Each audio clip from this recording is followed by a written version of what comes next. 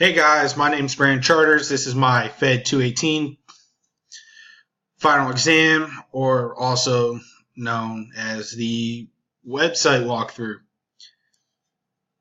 My website is about physical education. As you see, I have different tabs that lead you through different sections of the website. My background is different silhouettes of people doing different physical activities. And down here we have a Google form, or what was originally known as the Google questionnaire. This questionnaire was created to let me to get to know my classmates better and see what thoughts they had on physical education.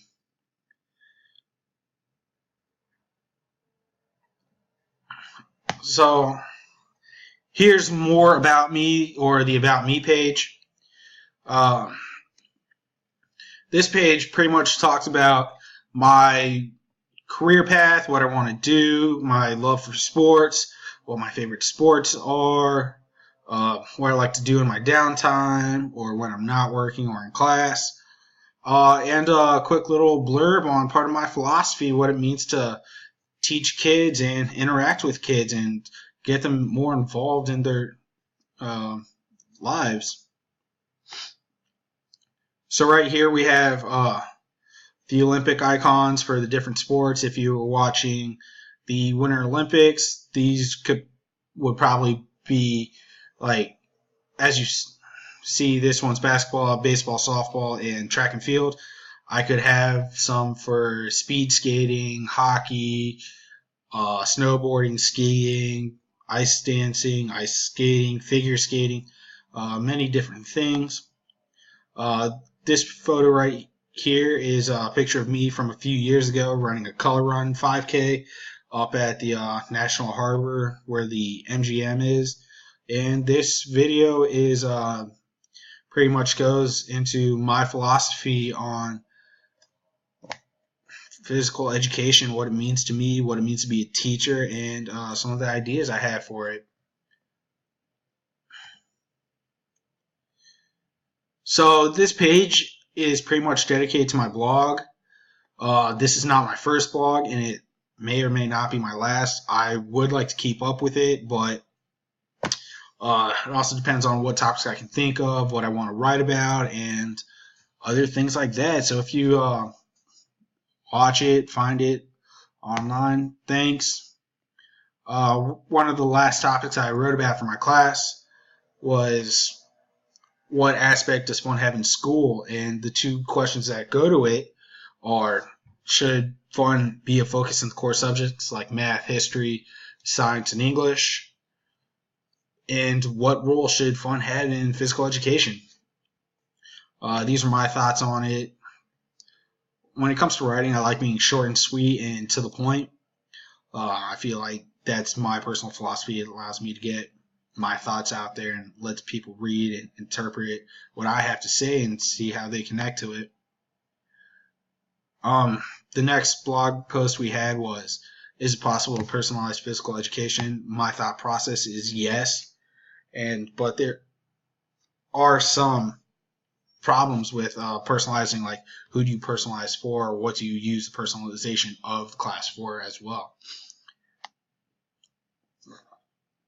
Right here, if you manage to find my blog online, you can reach right to my website by clicking this hyperlink right there. And first one was, should school send a newsletter for physical education instead of just sending it, having like little blurbs during parent-teacher conferences by the telling your parent what their kid has done during PE class. This way you let the parents in on what's happening.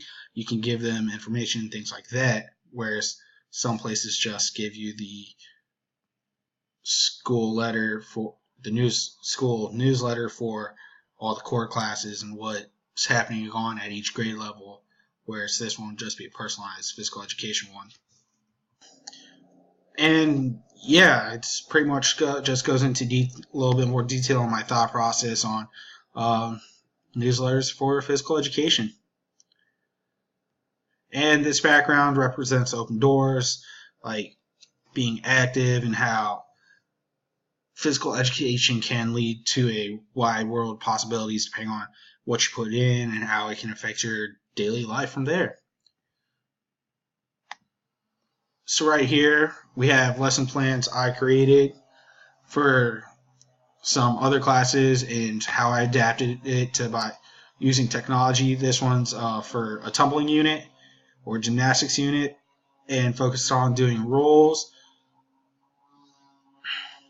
And right here, it just goes through the entire lesson plan and how I'd use it, how I'd have technology. And like, as I said over here, technology I would focus on was using music throughout the class. When the music's on, the kids are active. They participate at the rate of the music's going. So if it's fast tempo pace, they're more active. A lower tempo song or for the music, they're more relaxed, recovering. I'd use a YouTube video for like a how-to tutorial on how to do it, and also have some sort of recording device at a station to record the students and show them how they did the skill and if they're using all the proper components for said skill. My other lesson plan is a health lesson plan. It's about heart health and physical health. The technology I'd be throwing in and using would be Kahoot and Quizzes.com, using PowerPoint or Google Slides, and using computers and tablets for the kids to work on their group project for the unit. Kahoot and Quizzes are like quiz show, are media that uses quizzes but makes it more like a game. So as you play the quiz, if you get a right answer and you're the first one, you get like 1,000 points.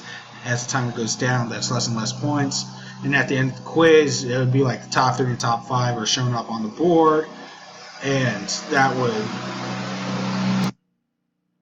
that just shows that who won and what points they got and how many points out of total number of questions. Yeah, they're pretty much fun. I actually had the chance to use Kahoot and Quizzes in some of my classes this semester. They're really fun. They make the quiz more enjoyable instead of it just being pen and paper. It's another way to see how the kids understand the knowledge. And as we roll through, we're just learning about heart health and how I teach it and things like that. This is my lesson plan for that. Quick and short.